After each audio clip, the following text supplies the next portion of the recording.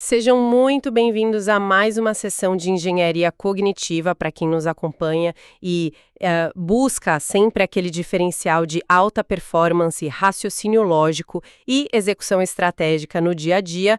A nossa imersão de hoje vai direto ao ponto. Com certeza. Nós vamos decodificar uma das transformações mais agressivas do nosso tempo, a nova era da oncologia preditiva. Um tema denso. Muito denso. E para construir o racional desta sessão, nós trouxemos um arsenal de peso, né? Artigos recentes da Harvard Medical School, estudos diretos do MIT Jamil Clinic, relatórios fresquinhos da FDA e mapeamentos globais bem densos sobre o ecossistema atual de radiologia. É um volume de dados brutal. Exato. O overview da nossa missão aqui é muito claro. Nós vamos entender como a inteligência artificial está pegando o paradigma histórico de detecção de câncer e virando completamente de cabeça para baixo. Totalmente. Nós estamos saindo de um modelo de diagnóstico reativo para o que o mercado e a ciência agora chamam de interceptação ativa.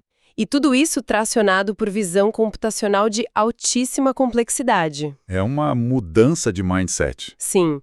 E para fazer essa análise profunda comigo, traduzindo dados biológicos complexos em visão estratégica e aplicável, chama aqui o nosso especialista. Vamos desdobrar isso porque a saúde está deixando de ser analógica de vez e o impacto disso na nossa longevidade é brutal. Olá a todos que estão nos acompanhando. É uma satisfação imensa estar em mais essa análise. E, olha, o que nós vamos desenhar aqui hoje transcende a tecnologia pela tecnologia, sabe? Estamos falando de uma reestruturação completa de workflow médico e de uma mudança radical na forma como a gente entende a linha do tempo da biologia humana. Perfeito. Quando a gente começa a cruzar os dados do que a inteligência artificial consegue processar hoje, com a urgência do que a medicina precisa entregar na ponta, a gente percebe que estamos diante de uma disrupção em escala global. Que afeta tudo, né? Tudo. Desde a gestão hospitalar até a expectativa de vida populacional. Para a gente começar a construir essa linha de raciocínio de forma lógica, eu quero dar um passo atrás e olhar para o ecossistema atual. Lendo as fontes, o que fica muito claro é que a gente precisa entender o desafio humano antes de falar de silício e algoritmo. Sem dúvida. Qual é o tamanho real do gargalo da radiologia moderna hoje? Porque, lendo os relatórios, parece que o modelo tradicional atingiu um teto de escalabilidade intransponível. Atingiu um teto e, na verdade, já está operando no vermelho há muito tempo. O gargalo da radiologia hoje é um problema crítico de limite biológico e operacional. Trazendo os dados duros dos relatórios que a gente analisou, os números são, assim, alarmantes. Assustadores, eu diria. Exato. Estamos falando de um ecossistema de saúde que opera à beira do colapso estrutural. O nível de burnout na radiologia atinge, hoje, até 88% dos profissionais ao redor do globo. 88%? E com 62% relatando um estado grave de exaustão clínica. É um nível de saturação insustentável para qualquer indústria, imagina para uma que lida diretamente com vidas humanas. Mas o que gera esse nível de saturação tão específico nessa área? É puramente o volume de pacientes que aumentou ou tem algo a ver com a natureza do trabalho em si? E a combinação letal dos dois. Volume absurdo com exigência cognitiva extrema. Vamos desenhar o workflow de um radiologista de alta performance. Durante um único turno de 12 horas, esse médico precisa laudar centenas de exames. Centenas. Sim. E antigamente, um raio-x era uma chapa única, né? Uma imagem só. Hoje, uma tomografia computadorizada moderna gera centenas, às vezes milhares de cortes transversais, que são imagens individuais de alta resolução. É um volume de dados visual insano para um cérebro processar. Exatamente. O modelo mental atual exige que o médico procure ativamente por pequenas anomalias em um mar infinito de tecidos saudáveis. É literalmente a analogia de procurar uma agulha num palheiro repetidas vezes, durante horas a fio, sem margem para erro. O que deve fritar o cérebro do profissional. Frita. Isso gera um desgaste neurológico gigantesco, um fenômeno clinicamente documentado que chamamos de fadiga diagnóstica. A carga cognitiva vai drenando a capacidade de atenção e a acuidade visual do profissional ao longo do plantão. Faz sentido. A centésima imagem analisada no dia nunca vai ter o mesmo nível de escrutínio da primeira. Jamais. É fisiologicamente impossível. Isso me faz pensar na questão puramente biológica mesmo. A gente está exigindo do olho humano algo para qual ele não foi projetado, certo? Até que ponto o nosso hardware original consegue ir antes de simplesmente não conseguir enxergar o que está lá na tela? É exatamente esse o ponto. Existe uma barreira fisiológica real. Por mais brilhante, focado e treinado que o médico seja, a retina e o córtex visual humano têm um limite de resolução. Vamos pegar o câncer de mama como um exemplo prático aqui. Boa! Um dos primeiros sinais físicos do desenvolvimento de um tumor são as microcalcificações. Se olharmos para as especificações técnicas, essas microcalcificações podem ter a largura de apenas alguns pixels num monitor médico de alta definição. Pixels. Sim, minúsculas. Quase como pequenos grãos de poeira branca na tela. Se esses poucos pixels estiverem escondidos no meio de um tecido mamário denso, que também aparece claro na imagem, a chance de passarem despercebidos pelo olho humano é gigantesca. E isso gera um efeito cascata no sistema inteiro, né? Exato. Diagnósticos que chegam tarde demais ou, no outro extremo, uma quantidade absurda de biópsias desnecessárias por conta de suspeitas inconclusivas, o que infla os custos da operadora de saúde e gera um terror psicológico na paciente. E vale ressaltar para a nossa audiência que os documentos deixam muito claro que isso não é uma falha de caráter ou falta de competência técnica do médico. A gente está basicamente exigindo que o cérebro processe um throughput, uma taxa contínua de transferência de dados que é desumana. Perfeitamente colocado. Se o processo manual quebrou, a gente precisa de uma ferramenta que escale a solução de forma não linear. O fascinante aqui é entender justamente a natureza incansável da visão computacional como resposta a esse limite humano. Quando a gente introduz na jogada os modelos de Deep Learning e as redes neurais convolucionais... As famosas CNNs. Isso. Nós simplesmente tiramos o fator exaustão da equação de saúde. Pausa rápida aqui, porque a gente lê redes neurais convolucionais o tempo todo em papers de tecnologia, mas como a gente traduz o mecanismo disso de forma prática? O que elas fazem de tão diferente com a imagem de um exame? Pensa numa CNN como um sistema que olha para uma imagem através de uma série de lupas matemáticas, cada vez mais potentes. A primeira lupa não procura um tumor. Ela procura apenas linhas retas e curvas simples. Certo. Aí a imagem passa para a próxima camada, a próxima lupa, que junta essas linhas e começa a procurar formas geométricas básicas. A próxima lupa junta as formas e procura texturas complexas. Vai funilando. Exato. O algoritmo faz isso quebrando a imagem em blocos minúsculos de pixels e filtrando a informação dezenas, às vezes centenas de vezes em frações de segundo. E o ponto crucial de escalabilidade é que o algoritmo aplica esse rigor matemático e essa acuidade visual profunda na milésima imagem do dia, exatamente com a mesma intensidade que aplicou na primeira. Ele não pisca. Não pisca, não perde o foco e não sofre de fadiga diagnóstica. E pelo que eu entendi cruzando as fontes, o pulo do gato não é só a resistência à fadiga, mas um nível de profundidade do que está sendo lido. Os papers usam muito o termo fenotipagem profunda, o deep phenotyping. Sim, um conceito-chave. O que me chamou a atenção é que a inteligência artificial não está lá apenas para ser um cão farejador de tumores evidentes. Como funciona essa leitura invisível? Essa é a grande mudança estrutural do mindset médico. A máquina enxerga a textura dos tecidos em um nível multidimensional. O humano olha para uma chapa e procura uma massa, uma borda, um contraste anômalo palpável. A IA está lendo padrões complexos e microassinaturas teciduais que o olho nu jamais registraria. Ou seja, ela antecipa o problema. Totalmente. Ela não está procurando apenas um câncer que já se instalou. Ela está avaliando o tecido atual e calculando probabilisticamente se aquele ambiente biológico tem a assinatura de um tecido que vai se tornar maligno no futuro. Ela mapeia uma trajetória biológica.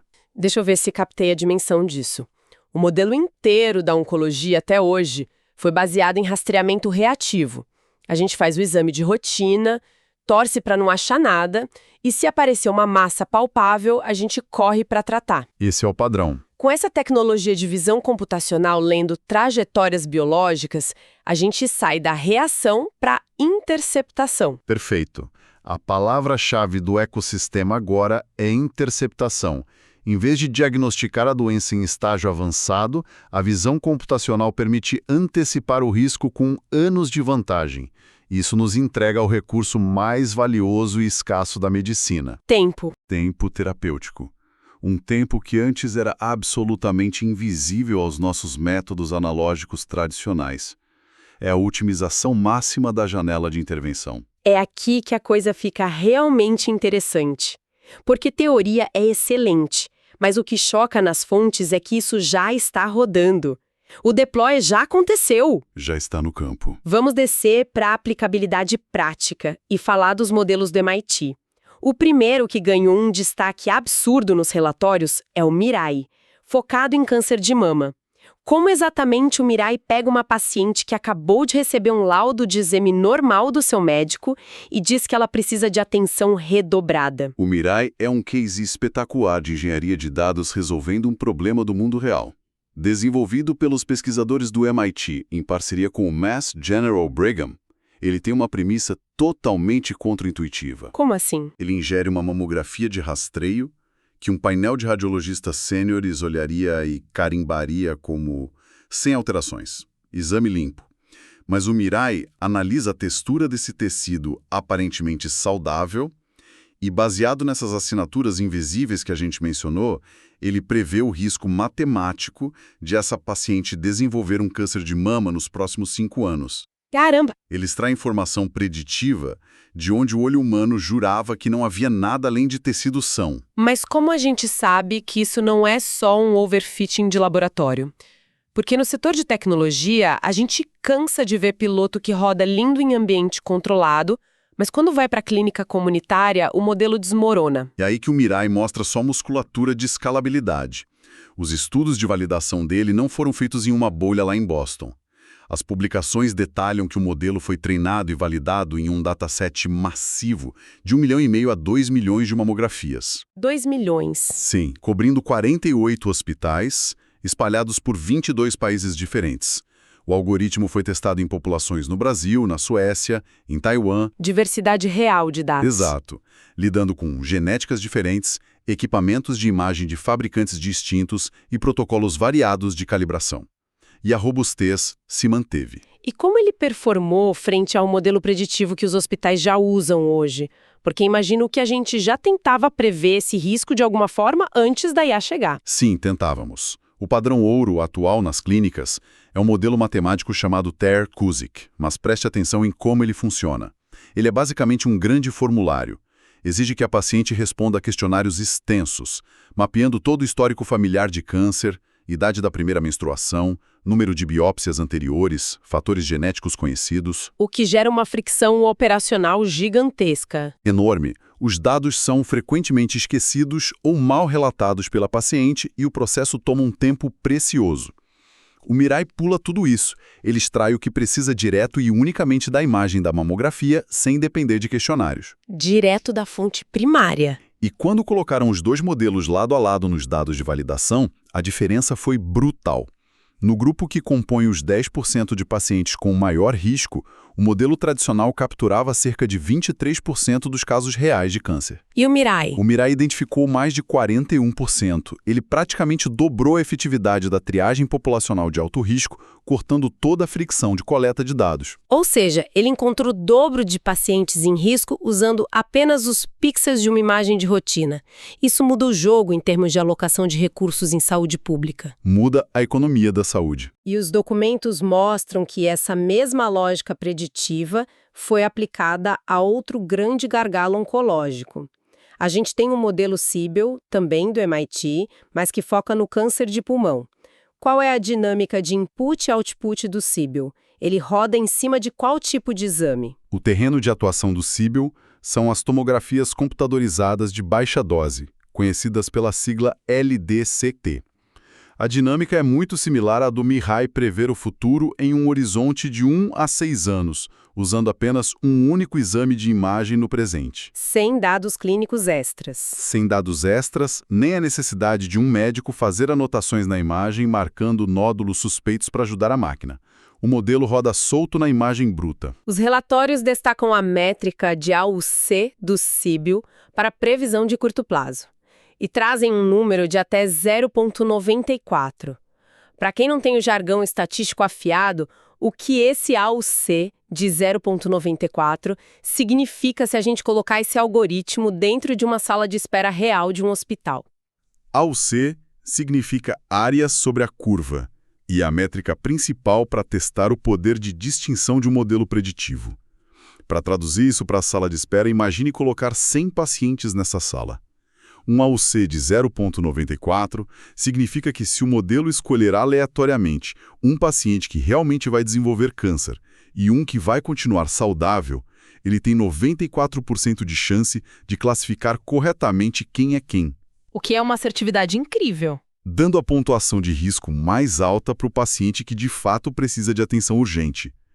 É uma taxa de acerto absurdamente alta para a predição biológica. E a validação de diversidade dele me chamou muito a atenção também. O documento pontua especificamente a performance do SIBO em populações diversas dos Estados Unidos, com mais de 60% de participantes negros em algumas coortes de teste e até mesmo em populações de não fumantes em Taiwan. Por que focar no não fumante de Taiwan é tão relevante para atestar a qualidade desse modelo? Porque quebra o viés óbvio. O câncer de pulmão em não fumantes, especialmente em mulheres de ascendência asiática, tem características genéticas e ambientais muito diferentes do câncer clássico causado pelo tabagismo no Ocidente. É uma demografia super desafiadora para as metodologias clássicas. Teste de fogo para o algoritmo. Exato. Se o algoritmo acerta nos fumantes pesados dos Estados Unidos e mantém a alta precisão nos não fumantes de Taiwan, ele prova que aprendeu as regras universais da biologia do tecido pulmonar e não apenas decorou um padrão específico de um hospital só. Escalabilidade real.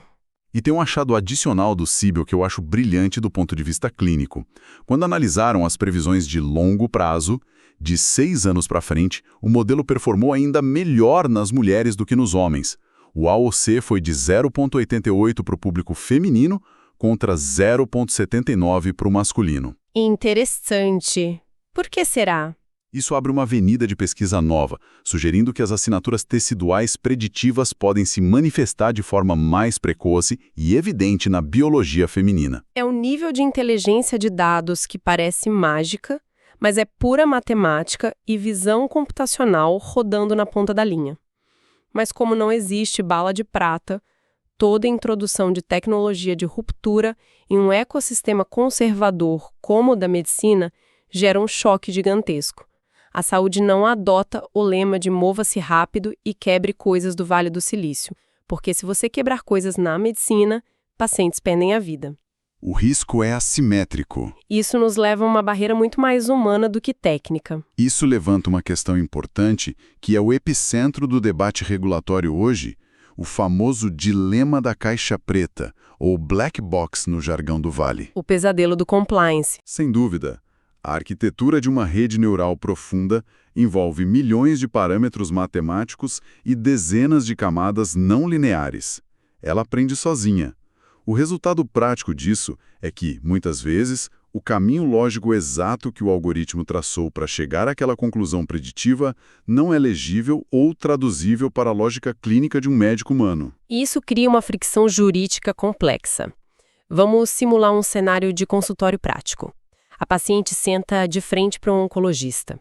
A inteligência artificial analisou a imagem dela e acendeu uma luz vermelha, indicando 90% de chance de desenvolvimento de um câncer agressivo. O médico olha para a exata mesma imagem, analisa de cima a baixo e responde: "Eu não vejo absolutamente nada aqui." Um impasse clássico. E agora? De quem é a palavra final? Se o médico ignora a máquina e a paciente adoece, ele é processado por negligência algorítmica. Se ele confia na máquina e inicia um tratamento preventivo pesado sem ver a doença, de quem é a responsabilidade ética? Esse é o calcanhar de Aquiles da adoção em massa no curto prazo.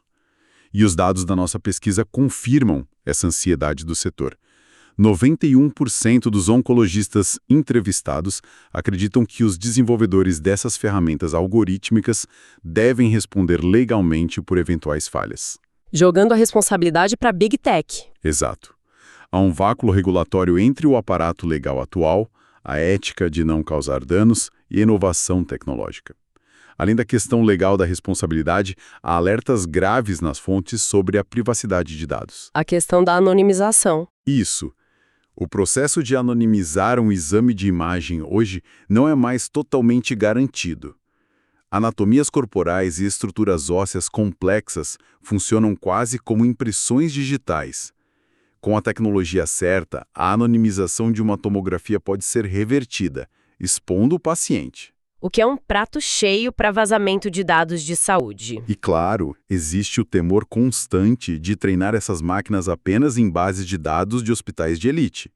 Se o modelo só vê pacientes da Europa com tecnologia de ponta, ele erra o alvo quando tenta rodar num aparelho mais antigo numa clínica comunitária no interior do Brasil. Por isso que casos como o Mirai e o Cybele são pilares. Eles provam que a IA precisa ser desenhada desde o dia zero, para democratizar o acesso e lidar com a diversidade demográfica. E qual é a estratégia que as instituições de elite estão propondo para acomodar toda essa inovação sem criar um colapso jurídico?